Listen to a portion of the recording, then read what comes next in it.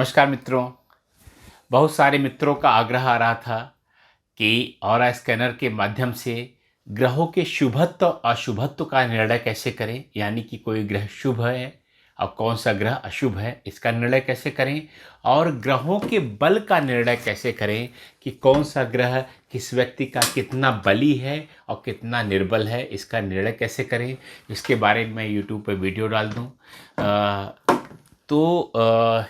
हालांकि मैं अपने प्रशिक्षण में, अपने ट्रेनिंग में बहुत अच्छे ढंग से इसको विस्तार से समझाता हूँ अपने जितने भी ट्रेनीज रहते हैं। लेकिन ऐसा हुआ कि 1 वर्ष पूर्व, 2 वर्ष पूर्व ट्रेनिंग जो है ली और थोड़ा सा विस्मित हो रहा है या उसका प्रयोग नहीं किया, ज्ञान का नोट्स अच्छे नहीं लिए, तो लोगों का आग्रह आया कि इसको मैं यूट्यूब पे वीडियो डाल दूं। तो ये ग्रह का शुभत्व और अशुभत्व, यानी कि कौन सा शुभ है कौन सा अशुभ है, इसका वीडियो मैं पहले डाल चुका हूँ। पिछले वीडियो में आप लोगों ने देख लिया होगा। अगर आपको देखना हो तो इसी वीडियो के पहले प्लेलिस्ट पे जाके देख सकते हैं, और नीचे मैं डिस्क्रिप्शन में भी उसको डाल दे रहा हूँ उसके विवरण जो है। अब मैं इस वीडियो में बताऊंगा कि ग्रह का बल कैसे निकालते हैं। देखिए, ज्योतिष में क्या होता है, और किसी भी ज्योतिष की विधा में आपके जो ग्रहों पर आधारित ज्योतिष है, तो ग्रहों का बल निर्धारण करना बहुत महत्वपूर्ण हो सकता है। और उसके आधार पर ही ज्योतिष की अगली विधा, यानी कि उसके उपायों का निर्णय होता है कि कोई ग्रह बली है तो उसके उपाय उतने नहीं किए जाएंगे, कोई ग्रह निर्बल है तो उसके उपाय किए जाएंगे। अब मान लीजिए कोई ग्रह अशुभ है और बहुत बली हो गया है तो उसका क्या होगा, और कोई ग्रह शुभ है तो बली हो गया तो क्या होगा, कोई ग्रह अशुभ है और निर्बल है तो क्या होगा, और कोई ग्रह शुभ है तो निर्बल है तो क्या होगा। तो ये सारा का सारा ज्योतिष के जो उपाय होते हैं, वह आपको करने से पहले इन दोनों चीज़ों का निर्धारण करना बहुत ही आवश्यक होता है। अगर कोई ज्योतिषी बिना इन बात का निर्धारण किए हुए उपाय बता देता है, तो वह उपाय या तो काम नहीं करेंगे या उस व्यक्ति को नुकसान या हानि भी पहुंचा सकते हैं। तो ये आप लोगों ने पिछले वीडियो में शुभत्व और अशुभत्व का निर्णय कैसे किया था देख लिया है। अब मैं आपको बताऊंगा कि बल कैसे निकालते हैं।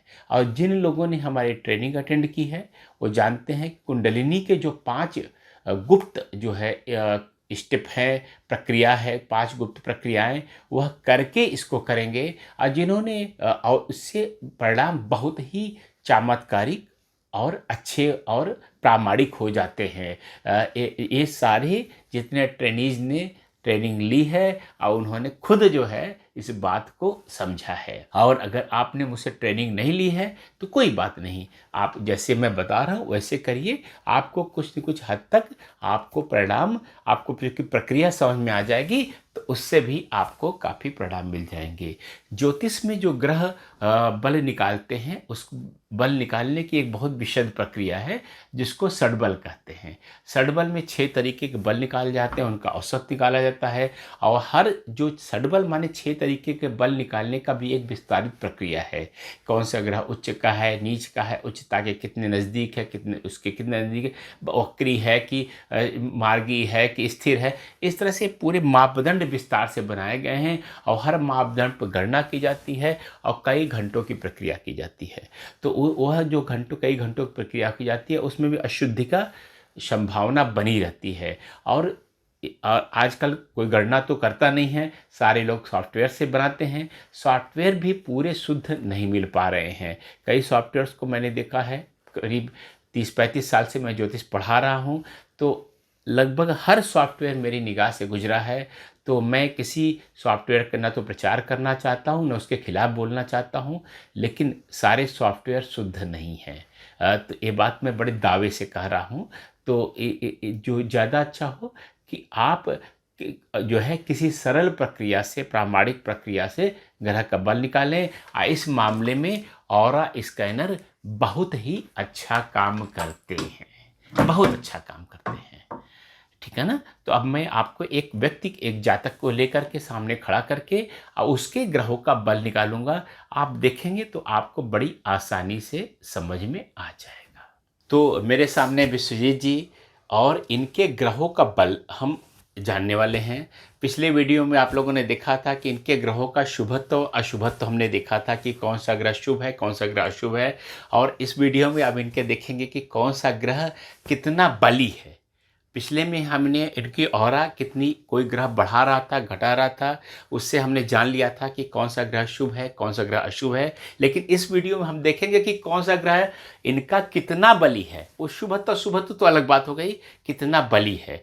और क्या होता है कि ये जानना बहुत ज़रूरी है, क्योंकि हमें इनके लिए उपाय बताने हैं। अगर हमें मालूम नहीं होगा कि कौन सा ग्रह बली है, कौन सा निर्बल है, हो सकता है बली का ही बताते रहें, निर्बल वाला बेचारा अलग रह जाए।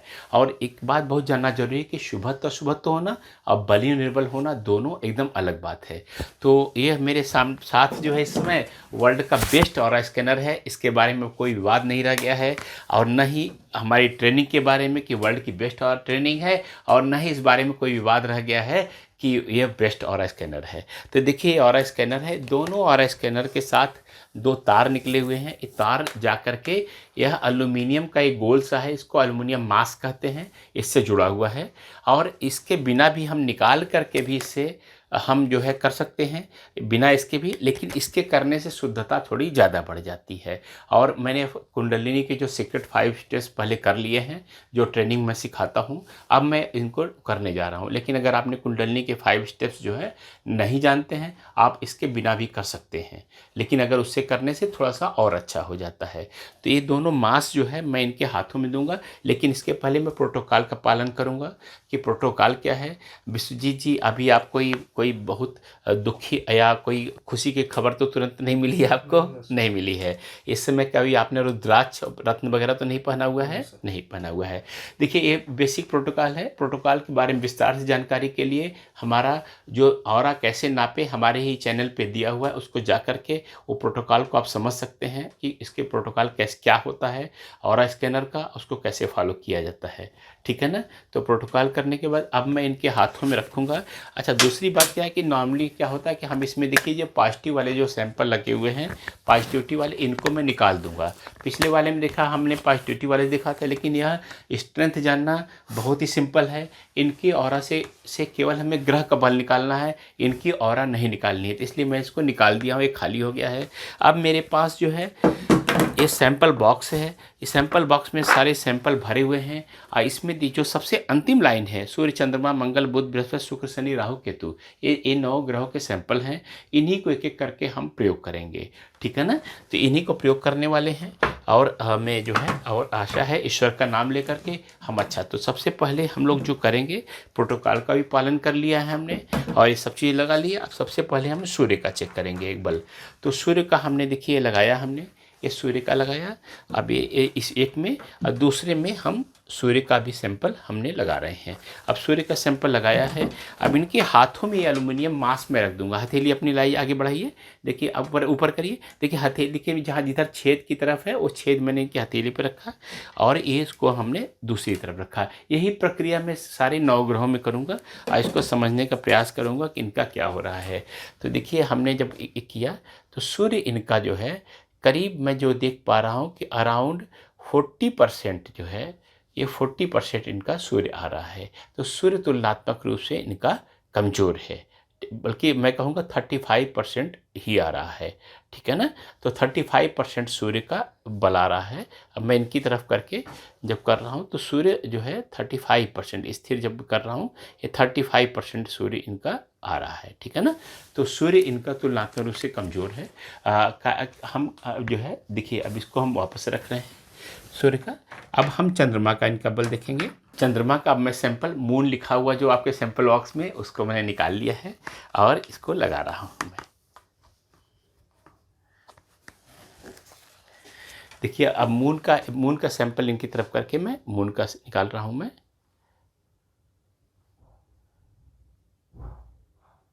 मून का अगर मैं देख रहा हूँ तो एक करीब जो है 65% का इनका जो है अब इसमें बता रहा है। ठीक है ना। तो इनका चंद्रमा जो है एक मिनट स्थिर होने दीजिए। हाँ, ये 60 से 65% जो है यह चंद्रमा का बता रहा है। ठीक है ना। अब हम मंगल का देखेंगे इनका।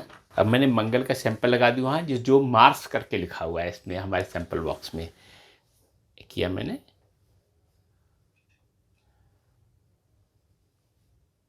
मंगल का इनका करीब जो है ये 45 से 50% का दिखा रहा है। 45 काफ़ी स्थिर सा है, 45 to 50%। ठीक है, अब मैं मरकरी देखूंगा इनका। मरकरी यानी कि बुध। मरकरी या बुध के देखते हैं बल कितना है।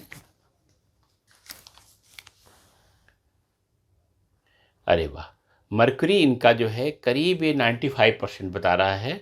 मरकरी इनका बुध जो है बहुत अच्छा है। इसका मतलब है कि बहुत हंसमुख स्वभाव के होंगे, बातें करते होंगे, और जो है बुध या मरकरी इनका 95% है, बहुत ही अच्छा है। अब इनका मैं गुरु देखना चाहूँगा, यानी जुपिटर। जुपिटर का अलग ही महत्व है, और कितना बड़ा भारी, सबसे भारी ग्रह हमारे सौरमंडल का है। और ज्योतिष में इसको जुपिटर या गुरु की बहुत ज़्यादा महत्ता है, और सबसे शुभ ग्रहों में से एक देखा जाता है। हमें देख रहे हैं गुरु इनका काफ़ी ज़्यादा अच्छा इनका है। ये करीब जो है 80%, जब जैसा मैं समझ पा रहा हूँ कि 80% है इनका। 82 बल्कि 85%, 80% ही है, 80% है, या करीब 80% है गुरु का बल। ठीक है ना। अब गुरु का हमने बल निकाला। अब हम जाएंगे शुक्र पर।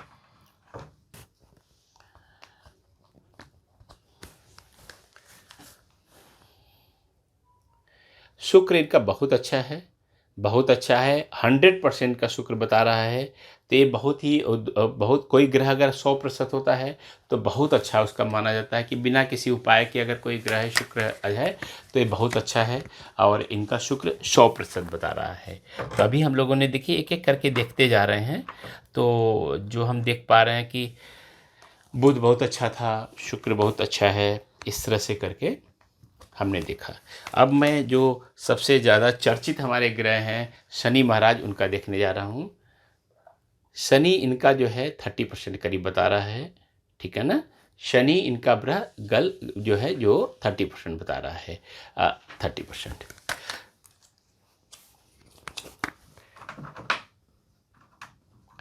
अब मैं राहु का देखूंगा। राहु और केतु का बल सामान्य ज्योतिष में नहीं निकाला जाता है, लेकिन हम ऑरा स्कैनर के सिस्टम में हम और राहु केतु का बल निकाल सकते हैं, और उसका परिणाम बहुत सुखद और अच्छा आया है। राहु इनका बहुत अच्छा है, लगभग 100% बता रहा है। तो राहु इनका बहुत स्ट्रांग है, बहुत स्ट्रांग है, बहुत स्ट्रांग है। ये 100%, 98%, 98% ऐसे मान सकते हैं, 97 to 98%। अब मैं अंतिम ग्रह केतु का दिखूंगा। केतु भी इनका बहुत अच्छा है। केतु भी लगभग 97 to 98% आ रहा है। राहु केतु का बल लगभग बराबर सा आया है, और चूंकि छाया ग्रह हैं, सामने सामने हैं, तो ऐसा चूंकि एक दूसरे को कंपेसेट करते हैं, ये भी एक कारण होगा कि ऐसा होगा। और ये ग्रह जो आप लोगों को मालूम ही होगा, लेकिन फिर भी मैं दोहरा देता हूँ कि जब हम इसमें बल निकालते, कोई परसेंटेज निकालते हैं, तो ये जो सीधा रहता है 0% रहता है, और यहाँ पर रहता है 100%। तो ये मैं अपने हाथों से कर रहा हूँ, इसे आपको बताने के लिए। 100% होता है, ये 0% होता है, और इसके बीच में जैसे जैसे बढ़ता जाता है परसेंटेज बढ़ता जाता है। तो कुछ ग्रह इनके 30% आए, कुछ 80% आए, कुछ 100% आए, कुछ 95% आए। जो भी आए हैं आपके सामने आए हैं। ठीक है। तो इस तरह से विश्वजीत जी आपने सहयोग दिया, बहुत बहुत आपका थैंक यू, नमस्कार।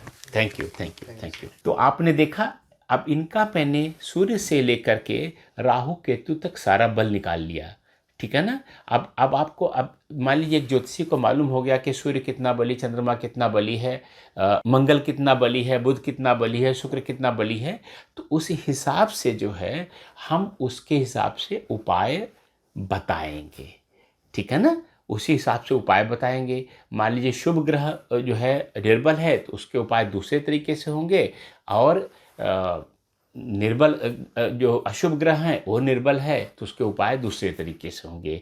और अगर आपने वो उपायों के बारे में कोई भी शंका है, तो हमने उपायों पर एक विस्तारित लेक्चर दिया था। एक नवरात्रि में 8 लेक्चरों की लंबी लेक्चर की श्रृंखला है, आपको उनको देखना चाहिए।